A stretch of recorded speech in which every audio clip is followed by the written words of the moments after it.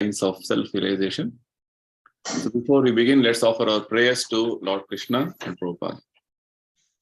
Nama Om Vishnu Padaya Krishna Preshtaya Bhutale Srimate Bhaktivedanta Swami Prabhupada.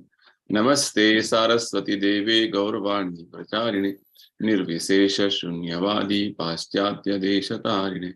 Hey Shri Krishna Chaitanya Prabhu Nityananda Shri Advaita Gadadhara Shri Vasadi Gaura Bhakta Vrinda. Hare Krishna Krishna Krishna Hare Hare Hare Rama Rama Rama Hare Hare. Shri Radha Vrindavan Chandra ki jai, Shri Srinidai Gauranga ki jai, Srila Prabhupada ki jai.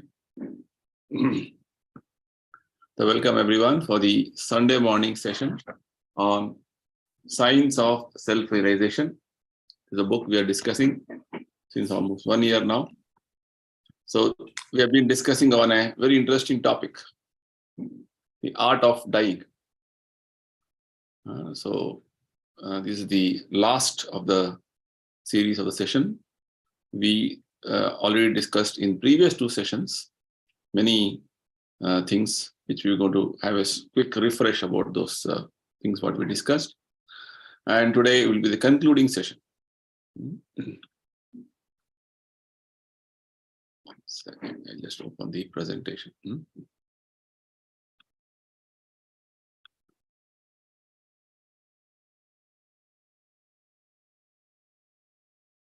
So actually this topic is an essay written by Srila Prabhupada in his magazine called Back to Godhead. We all know Prabhupada when he was actually in his Grihastha days. In his Grihastha days, Prabhupada had started a magazine by name Back to Godhead. So this magazine was started based on the directions given by his spiritual master, Srila Siddhanta Saraswati Thakur Maharaj. When Prabhupada met his Guru Maharaj first time in Kolkata, 1922, when Prabhupada was just 26, 27 years. He ordered Prabhupada that you are all young men, you take up the message of preaching the Chaitanya Mahaprabhu's instructions to all over the world. So Prabhupada was, taken that instruction very seriously into his heart, and he was endeavoring how to do that. So he was able to start this magazine at this point of time during his household days, called Back to Godhead. So this particular topic what we're discussing is an article which Prabhupada wrote in that Back to Godhead magazines, which was published every fortnightly during that time. Prabhupada used to personally write, edit, take it to the printer, print it, then distribute also. That was the way Prabhupada was handling everything. So this particular topic which we're discussing is from that particular magazine. So we are going to discuss from this topic, third part today. So before we move forward, we owe a great sense of gratitude to Prabhupada for his wonderful knowledge and compassion he has shown us by giving these simple truths in such a nice way that we can follow them in our life, right? Because all of us have to die. How to die is an art. That's what we have been discussing. So in our previous 2 sessions, we have discussed on what is the most intelligent question. Man is a rational animal, which means the rationality aspect with regard to what is this material world, why are we here, what we should be doing, is all very much in his way of thinking and functioning. So if this rationality is missing and we are busy with the animal propensities of only eating, sleeping, mating, defending, then we will also remain an animal. So we have to rise up to the human platform and inquire about some relevant aspects about our life. And the most intelligent question which all of us can ask is, what happens after death? Right? Because it's something which is very important in our lives. So based on this question, Prabhupada narrated us the story of King Parikshit. Parikshit was the emperor of the whole world 5,000 years ago. He was the descendant of the Pandavas. Actually, he was the grandson of Arjuna. So he happened to go on an excursion to the forest once, and he was very thirsty and tired. So he was looking for some place wherein he can get some water. So he found one hermitage, an ashram, wherein one sage was sitting and deeply meditating. The sage did not notice the king's arrival. So the king felt that he is not received well. So he wanted to teach a lesson to the sage, and he garlanded a dead snake which was lying nearby to show that you have not received me well, that I am the king of this place, and you have insulted me, to give this message. Later on, when the son of this sage came to know about this particular incident of king insulting his father, he immediately uttered a curse, telling that this king should die in the next 7 days by the bite of a serpent. So this was something very unusual. And when the sage came to know that his son has cursed like this, he became very upset. And he was saying, "What is this? It's such a simple thing. It's not an insult. In fact, I have done a mistake. I have not honored the king properly." But here, when the curse was understood by the king, Parikshit, he immediately renounced his family, renounced his kingdom, renounced his everything, and he came to the bank of the Ganges. Because earlier, the emperor of the whole world used to live in Hastinapura, his capital, and he immediately came to the bank of the Ganges and sat there for continuously meditating upon Krishna. But I'm going to die in next 7 days. Let me completely absorb my mind in devotional service to Krishna. So when this news was spread everywhere, all the great personalities across the universe, great sages, great thinkers, great philosophers, all of them came to witness this very important incident of Parikshit leaving his body. And in this meeting, there was also one great sage who came, whose name was Shukadeva Goswami, who is the son of Vyasadeva. So Shukadeva Goswami was elected as the president of the assembly. And Parikshit Maharaj started asking the questions to Shukadeva Goswami. The most important question Parikshit asks to Shukadeva Goswami is that, I am on the verge of death. So what should I be hearing, remembering, and chanting, and any other activity I should be doing with my body? This is a very important question for all of us, because all of us are on the verge of death. Maybe Parikshit had a notice of 7 days, but we don't have any such notice. That may come in next 7 minutes or 70 minutes, 7 days, 7 months, we don't know. That is how our life is. Parikshit at least had a notice of 7 days so that he could prepare for his impending death. So this is the brief story of Parikshit Maharaj. And this question forms the basis of what is known as the Srimad Bhagavatam, which is the commentary, or which is the explanation of what is known as the essence of all Vedas, by name Vedanta Sutra. So the whole Bhagavata is dealing with this question: what happens to us after death, and how to meet death. Okay, so on the verge of death, all of us are going to die one day. What we are supposed to be doing in our life, human form of life. So like this, we discussed on the story of Parikshit, and Bhagavatam, which is actually having answers for this wonderful question, is what was spoken by Shukadeva Goswami, and Bhagavatam is nothing but the commentary on what is known as Vedanta Sutra. Vedanta Sutra is the summary of all the Vedic literatures in the form of short aphorisms, short formulas. So we also understood while discussing that what is birth and death. All of us are changing our bodies, and when we are born, we grow old, we experience disease, we experience old age. So what is this? We understood that these birth, death, old age, disease are impositions or punishment given by material nature to us because we have forgotten Krishna, forgotten our relationship with Krishna. Sooner we realize our relationship with Krishna, then this punishment will be taken back, and we'll go back to spiritual world where Krishna says you will not take birth and go through these miseries of Janma, Mrityu, Jara, Vyadhi.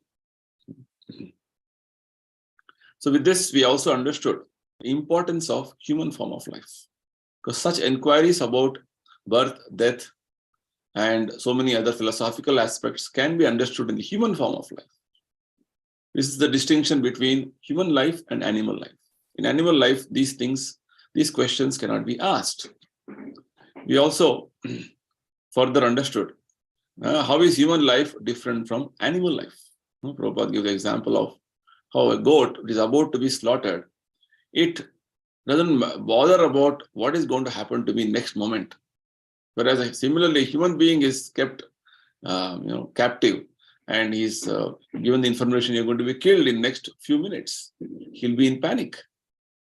Right? So like this, human life has the opportunity to inquire about the relevant inquiries about life, about the most important question.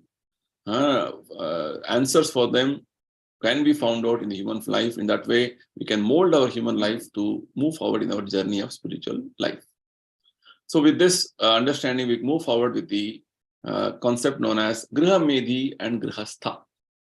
Because all of us are householders, we have families, we have communities. So what is a Griha Medhi? What is a Grihastha?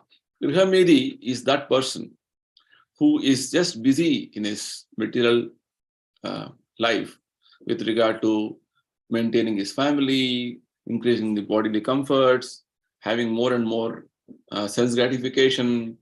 It's like now there is winter going on, people are planning for different holidays, different holiday trips, vacation, destinations.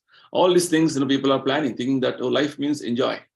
That is called Griha Medhi life, and try to earn more money and increase the standard of your sense gratification, the standard of your, how to enjoy the senses. But the Grihastha means he also has a family, but his whole focus is, I have to live with my family. I have to take care of my family with one and only intention, how to realize that I am spirit soul, and I'm supposed to be engaging in devotional service to Krishna, and in that way engage his whole time, energy, how to move forward in our spiritual journey of life. This is the difference between a Griha Medhi and Grihastha. So right now, because people are mostly on the platform of Griha Medhis, we are living a very risky civilization. Risky why? Because what is going to happen next moment we don't know, and we are trying to do so many things around us with regard to increasing the comforts of life, increasing the standard of our enjoyment, all these things. And what is going to happen next moment we don't know. Just like in the recent few days, there's a news that again there's a virus, coronavirus is going to spread everywhere. Already it is alarming situation in some countries. So we're in such a risky civilization. So we are going to die anyway one day. So what is that we are going to? How are you going to prepare for that very risky sort of a next life? What are you going to have? That is a big question mark.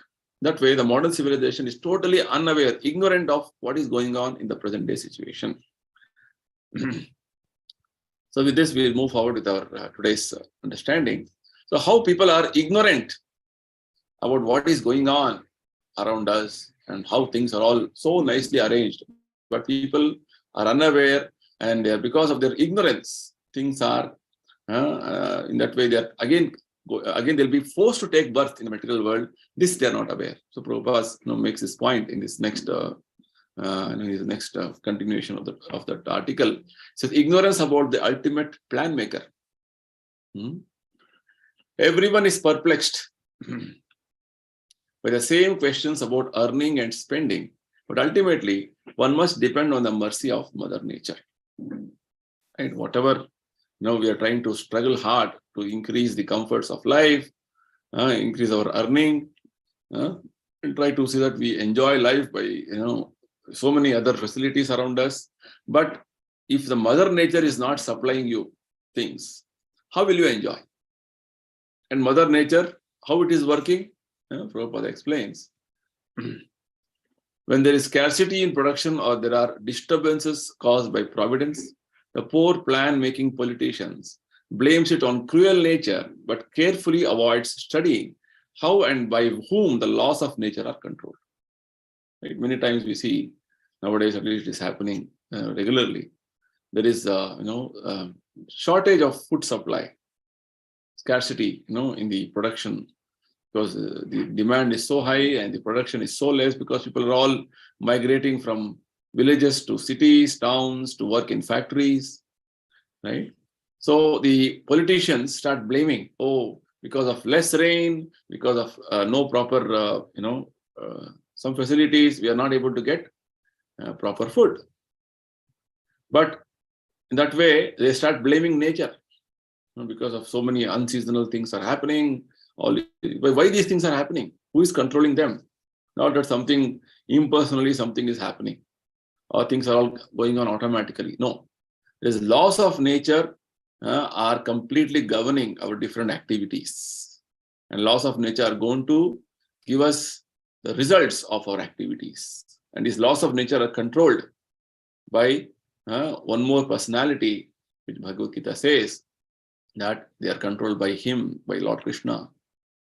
Maya Jakshena Prakriti Suyate Sacharacharam. Krishna says, the material nature is under my control, under my supervision. And everything what is going on in the material world is completely supervised by me, completely managed by me, Krishna says. So, which means any aspect in the material nature what is going on is under the complete supervision of Krishna.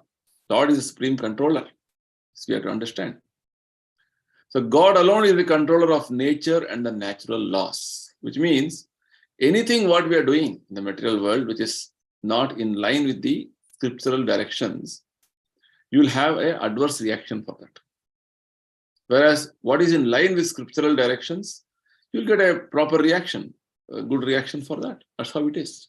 So there is a supreme controller, lawgiver, who is managing the whole show behind all the various happenings in the material world.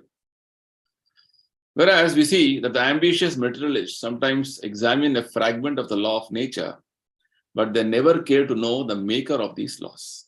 So many scientists, researchers, they try to analyze and find out that is the reason, this is the cause. But whatever is going on in the material world, we have to understand behind them there is a ultimate lawgiver, ultimate lawmaker, who has made all these things function in that way. Who is that lawmaker? That is Lord Krishna. Most of them do not believe in the existence of an absolute person or God who controls the laws of nature. They are just, carried away by the immediate various manifestations around them, and they want to discover, just like scientists have discovered different laws. But the next question to be asked is, who has made these laws? A very simple example of every day sun is rising, right? Sun is rising every day on time. So why this sun is rising every day on time, and what is this sun, how it is created, who is the creator of the sun? These are questions which we are supposed to ask and find answers. And Bhagavad Gita, Lord Krishna mentions that sun, the very light of the sun is Krishna's energy. And further in scriptures it is mentioned that sun is like the eyes of Supreme Lord, Yat chakshuresh savita sakala grahanam. Brahmaji's praise to Lord Krishna, Govinda, that sun is actually the eyes of Lord Krishna, and they are moving in a specific orbit as per the orders of Lord Krishna. And sun is considered to be the king of all planets. Like this, so much of wonderful knowledge is given in the Vedic scriptures. Because many things we are totally ignorant. We don't know what is going on in the material world.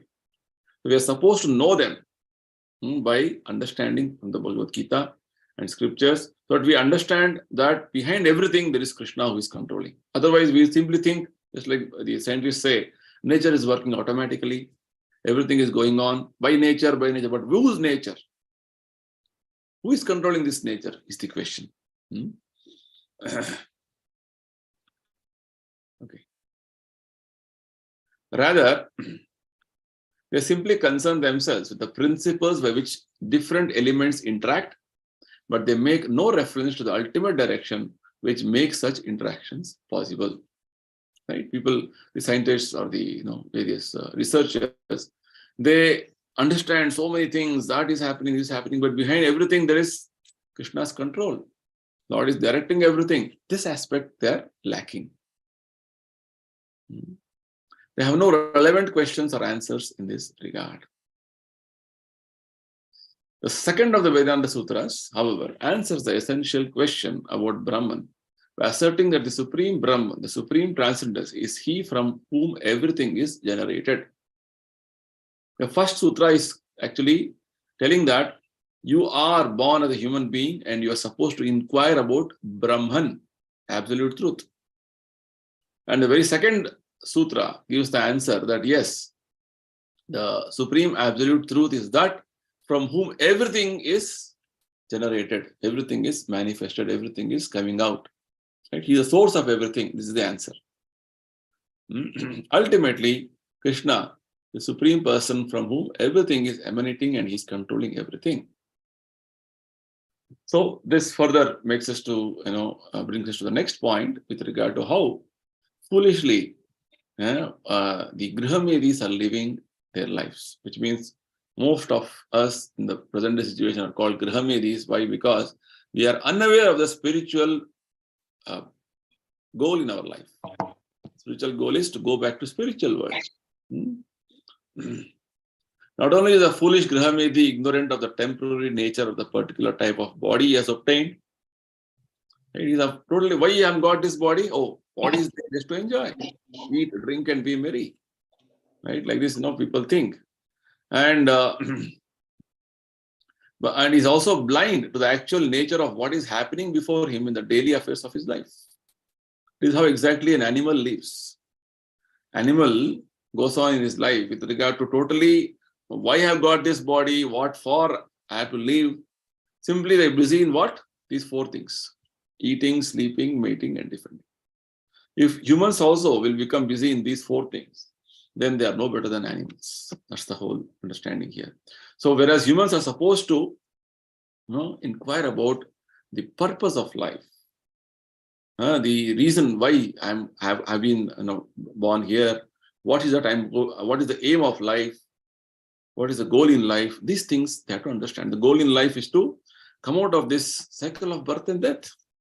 Janma, Mrityu, Jara, Vyadi. That is the whole purpose. If you lose this opportunity, we have already discussed in the previous sessions, then we'll again be degraded to lower species of life. So it is in our hand whether we have to elevate ourselves or degrade ourselves. So it is important that we don't degrade ourselves, we move forward, elevate ourselves. That's the point. Okay, so like this, our ignorance, our foolishness actually is going on everywhere with regard to the what is going on in our life, and simply we are like animals. We are living our life. He may see his father die, his mother die, or a relative or neighbor die. Yet he does not make the relevant inquiries about whether or not the other existing members of his family will die. So his death is so obvious. All of us know that many of our family members have died. Many of my relatives have died. Many of my friends have died. And I'm seeing every day the news of death of many people. But even otherwise, one does not make relevant inquiries about whether or not the other members of his family will die. He just thinks, I'll go on like this. This is called foolishness, ignorance, like animals. He may know that the whole family show, or for that matter, the whole show of community, society, nation, and all such things is but a temporary bubble in the air, having no permanent value. Right? Bubbles are created, and within no time, they also disappear. Like that, our temporary family life, community life, or society life, what we're having, it may be, say that 60 years, 70 years, we're living in a particular situation. But after that, what will happen to us, we also don't know. Right? How we came to this situation, we don't know. What is going to happen after my life, I don't know. This is our ignorance, this is our foolishness going on. Right? So the activities what we are doing is have no permanent value, but we are trying to live a life in such a way that whatever I am doing is so important. And beyond this, nothing is important. This is our foolishness. Right?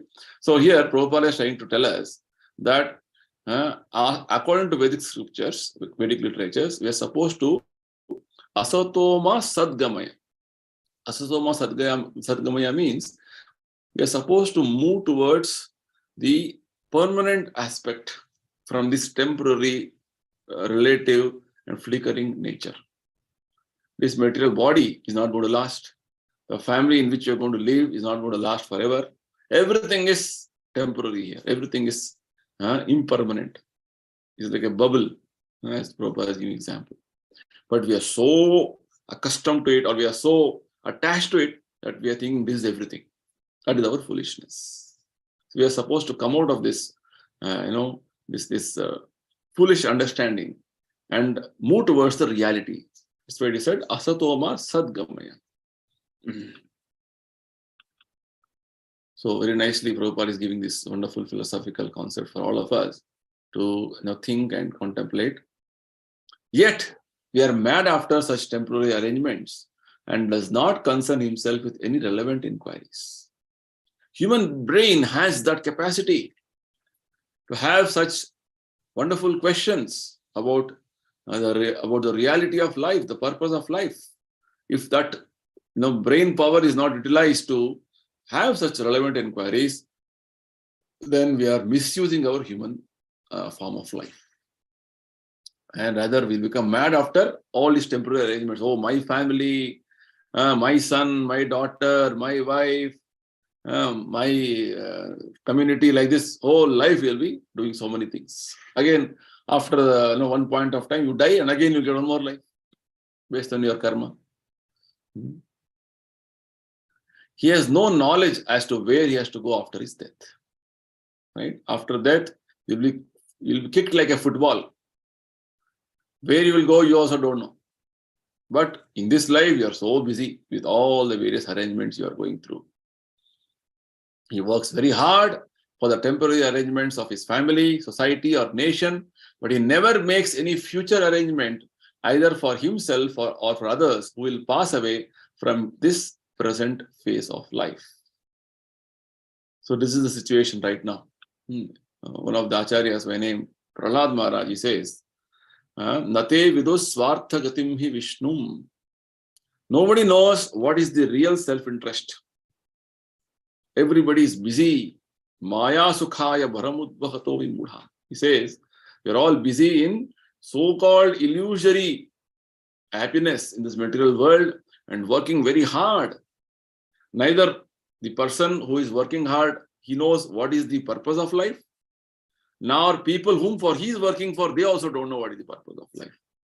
Both are blind, both are foolish in their understanding about the eternal aspect of life. And they're busy from morning. If you see, morning till night, they are running around everywhere, here, there, and trying to see that, oh, I have to do this, I have to do that, I have to do this, like this. They're busy running everywhere. This is what their life is.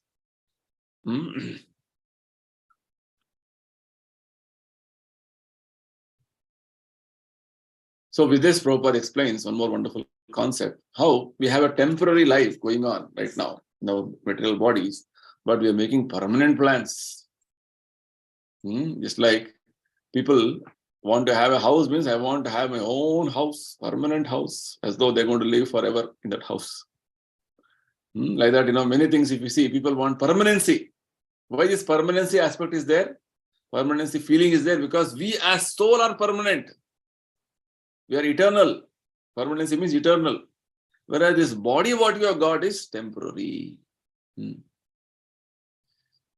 nice example Prabhupada gives. In a public vehicle, like a railway carriage, we meet and sit down together with some unknown friends and become members of the same vehicle for a short time. But in due course, we separate, never to meet again. Right? We all have experience traveling in bus and train. How many unknown people sit with us, and we'll be traveling for some time, say for half an hour, 1 hour, or some time. And after the journey is over, all of us are again going to be dispersed, never to meet again. Similarly, in a long sojourn of life, we get a temporary sitting accommodation in a so-called family, country, or society. But when the time is up, we are unwillingly separated from one another, never to meet again. Maybe in railway compartment, you're sitting for a few hours. Similarly, in our journey of life, which is again like a railway journey only, we may be together for a few years. And after that is over, then you don't know where you're going to go. There's people whom you think they are my family, they are my community, my society, everything you have to give up and go. That is what it is. Prabhupada says the time is up. When the notice of death comes, you have to unwillingly separate from one another, never to meet again. Oh, my dear wife, my dear husband, my dear children, so much whole life we have worked hard, but you have to unwillingly separate. Right? We have to give up the connection with them by force. That's what death means. Cruel death means. This is the naked aspect of the death. There are so many questions relevant to our temporary arrangements in life and our friends in these temporary arrangements. But a man who is a Grihamedhi never inquires about things of a permanent nature. So like this, so many questions are there about our life, about the very important aspects of our life, which nobody asks. They're all busy with what? Where I can eat nicely, where I can enjoy nicely, where I can spend my time gratifying my senses nicely. Like this, people are busy in making temporary arrangements and trying to plan in that way for their sense gratification with their friends, with their family members. But a Grihamedhi is so foolish that he never inquires about the permanent aspect of about our spiritual nature. We are all busy making permanent plans in various degrees of leadership, but without knowing the permanent nature of things as they are. So Prabhupada says, temporary life, permanent problem, permanent plans you are making. Right? As though we are trying to build a house means, oh, this is going to last forever. But where you are going to stay? Prabhupada says, when a person builds a house, he takes care of every aspect. I get the best of the steel, best of the cement, best of the engineer, contractor. I make a best house. But how long are you going to stay in that house? Right? You will, house will stay, but you will not be there. That's the point. So this is the whole foolishness going on everywhere in the material world with regard to the ignorance about the permanent aspect about ourselves. So very nicely, Sripada Shankaracharya has given us a very striking understanding in this matter. He says he wanted to actually remove ignorance from society, and acharyas means they want to give the actual spiritual knowledge, right? About who is the what is the absolute truth, all these things he wanted to tell. So in this regard, he says, children are engaged in playing. Childhood, your whole childhood goes in playing. Very busy in playing. And when you become youthful, then you'll be engaged in romance. Young boys are engaged in so-called love affairs, the young girls, right? And the old, when you become old, You are seriously thoughtful about adjusting a baffled life of struggle. Oh, in childhood I couldn't do this. In youth I couldn't do this. In my family there are so many things I couldn't do, understand. I couldn't achieve them. Like this, you are baffled, bewildered. The whole life, what I didn't do, what I couldn't do, all these things going. So like this, childhood is spent in playing, youthhood is spent in romance. When you become old, you are simply bewildered. That is what is going on. So like this, Shankaracharya is lamenting that, alas, no one is prepared to inquire relevantly into the science of Brahman, the absolute truth. This is the situation. Everybody's life is going on like this. And nobody is interested to inquire about absolute truth, Supreme Brahman. So what is the ultimate solution to all problems is what Shukadeva Goswami is going to explain to us. This is the question which Parikshit Maharaj had asked. What I should do? We are all on the verge of death. What I should hear, what I should remember, what I should chant, what activity I should do is what is the question Parikshit had asked Shukadeva Goswami. So what is the ultimate solution to all these problems? So Shukadeva Goswami was asked for direction by Maharaj Parikshit, responded to the king's relevant inquiries by advising him as follows. This is the answer which Shukadeva Goswami gives, what we should do. It's a very practical advice. All of us should follow this. What is it? In Sanskrit, we'll explain this. Tasmad Bharata Sarvatma Bhagavan Ishvaro Harihi Shrotavya Kirtitavyascha Smartavyascha Ichchata Abhayam. Right? So this is Shukadeva Goswami sitting here, Parikshit, and inquiring and trying to get answers from Shukadeva Goswami. And you have to see, this is the assembly of all great personalities. Narada Muni is there, Vyasadeva is there, and all great personalities have assembled on this occasion of this wonderful question and answer session going on between Parikshit and Shukadeva Goswami. So what does this statement mean? It's actually the ultimate solution to all problems. He says, O descendant of Bharata, it is the duty of mortal men to inquire about, hear about, glorify and meditate upon the personality of Godhead, who is the most attractive because of his fullness in opulence. He is called Hari because he alone can undo the conditioned existence of a living being. And if we at all want to be freed from conditioned existence, we must make relevant inquiries about the absolute truth so that he may be pleased to bestow upon us perfect freedom in life. And this is the answer Shukadeva Goswami gave to Parikshit Maharaj about what I should do when I am on the verge of death, what I should hear, what I should chant, what I should remember. So Shukadeva Goswami is telling that you have to chant, hear, remember about Lord Krishna. And about Lord Krishna, his wonderful qualities are being described here in this verse. And also, in your life, you should inquire about the absolute truth. Make relevant inquiries about absolute truth. So that is going to give you Ichchata Abhayam. Abhayam means fearlessness from birth, death, and all these problems in life. So Shukadeva Goswami has particularly used 4 words in regard to absolute personality of God.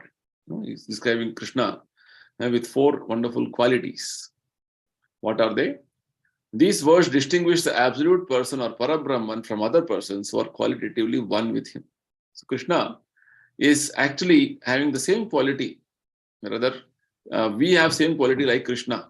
But these 4 features distinguish Krishna from us. What are they? First thing is called Sarvatma. The absolute personality of Godhead is addressed as Sarvatma, or all-pervading, because no one is aloof from him, although not everyone has this realization. Very important principle mentioned in Bhagavad Gita also.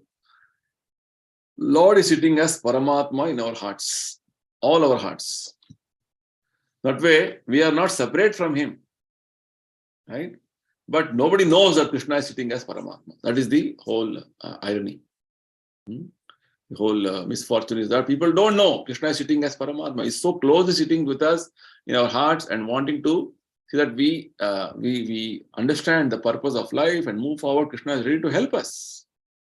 The personality of Godhead by his plenary representation resides in everyone's heart as Paramatma, the super soul, along with each individual soul. Right? Or with all of us, Lord is sitting as Paramatma and trying to guide us. In Bhagavad Gita, Krishna says, He is there sitting as the overseer and sanctioner. And for devotees or who want to worship Him, serve Him, Lord also will guide them as a friend. That is the whole point. Right? Therefore, every individual has an intimate relationship with Him. Sarvatma. Tasmat Bharata Sarvatma. So Sarvatma means Paramatma is living, is with us so closely. We have a very intimate relationship with Krishna. So forgetfulness of this eternally existing intimate relationship with Him is the cause of conditioned life since time immemorial. Lord is there with us sitting as Paramatma, and He is actually animating our life. Whatever life we have, without Paramatma we cannot do anything. This also we have to understand. So such a closely, he's trying to help us in various ways, but we again awaken ourselves and come back to our understanding of Krishna, because we have forgotten Krishna.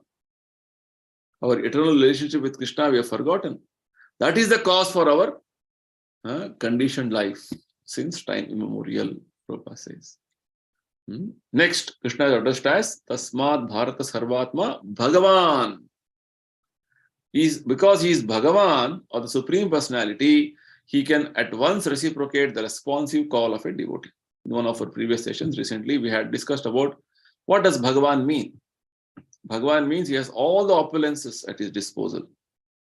And anything, whatever is required, as Prabhupada says here, he can reciprocate the responsive call of a devotee. That's why he's called as Bhagavan.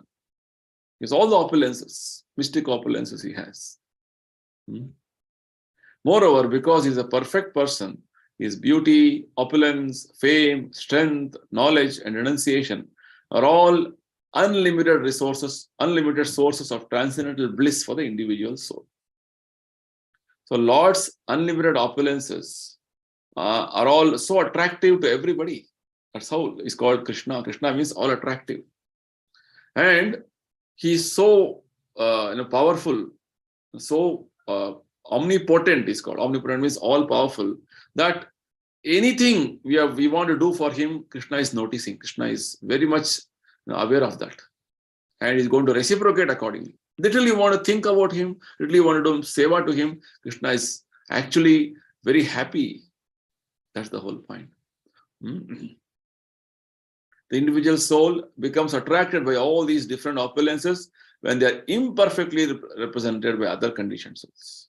In the material world, we see sometimes there are film stars or some sort of celebrities, and some people with some opulences. Somebody is very rich, somebody is very beautiful, somebody is very knowledgeable, but they are not having all the opulences in full. Some of you become attracted to them, right? And forget Krishna, where from the opulences come from. But the individual soul is not satisfied with such imperfect representations, and therefore he perpetually seeks a perfect one. Actually, we are seeking after Krishna, who is the source of all these opulences. So he is known as Bhagavan. But imperfectly, it is represented in some aspects, in some people, some personalities. So we just get attracted to them. That is our foolishness. The personality of God's beauty has no comparison, nor do his knowledge and renunciation. Right? Lord is so beautiful, so knowledgeable, so powerful. All his wonderful leelas described in Bhagavata are so enchanting. All this is all this is giving us all this wonderful knowledge about Krishna. So we have to be attracted to Krishna. That is our natural situation. But we are right now attracted or pulled to so many other things, unfortunately.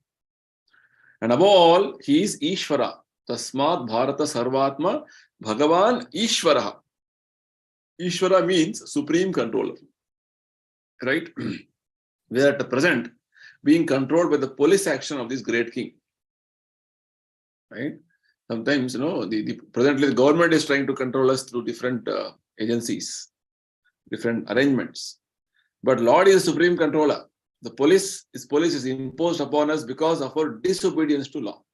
Sometimes police is going to put somebody under their custody. Why? Because they are not following the government laws. Similarly, when we as living entities don't follow Krishna's law, then we are put under this material nature. Actually, she is like the police in the material world.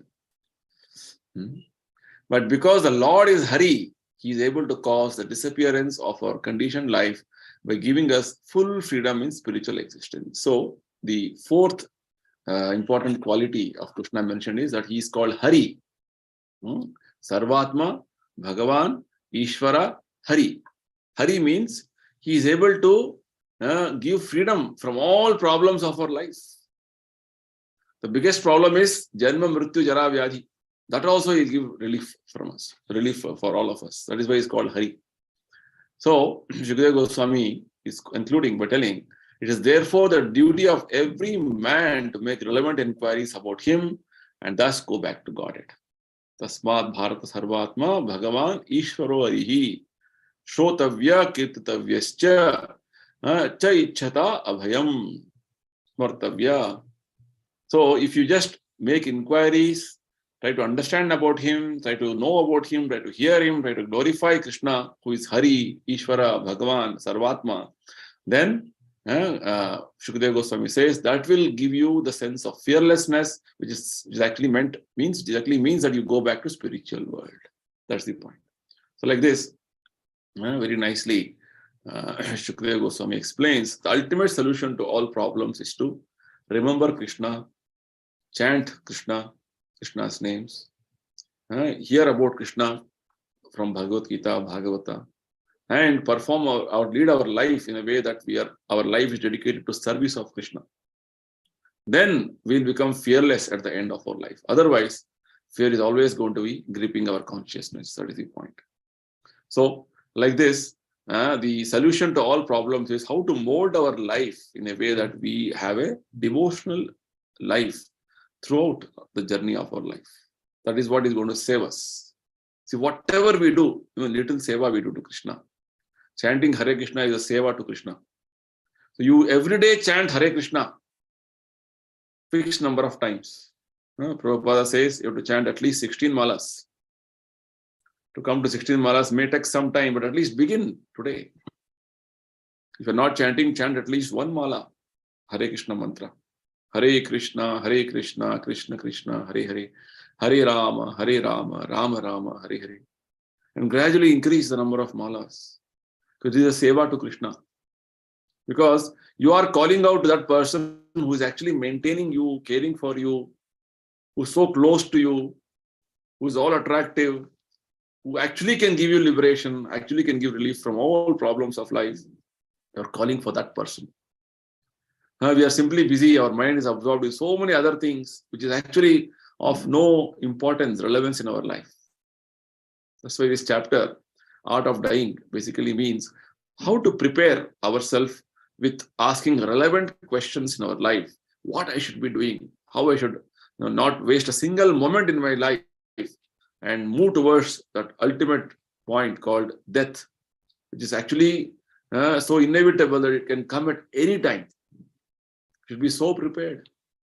So we should always be, as Shukadeva Goswami says, that always we should be thinking about this, Bhagavan, Ishvara, Hari, Sarvatma in our hearts. We should always be contemplating upon Krishna in that way. So Krishna says in Gita, Man mana bhava mad bhakto mad yaji mam namaskuru. Always think of me, become my devotee, offer worship to me, Krishna says. So with this, we conclude this topic called Art of Dying. I request all of you to read this chapter in the book, Sense of Self-Realization. And we will take up one more topic next week. Meanwhile, before we close, if you have any questions or any clarifications, I request you can ask them now.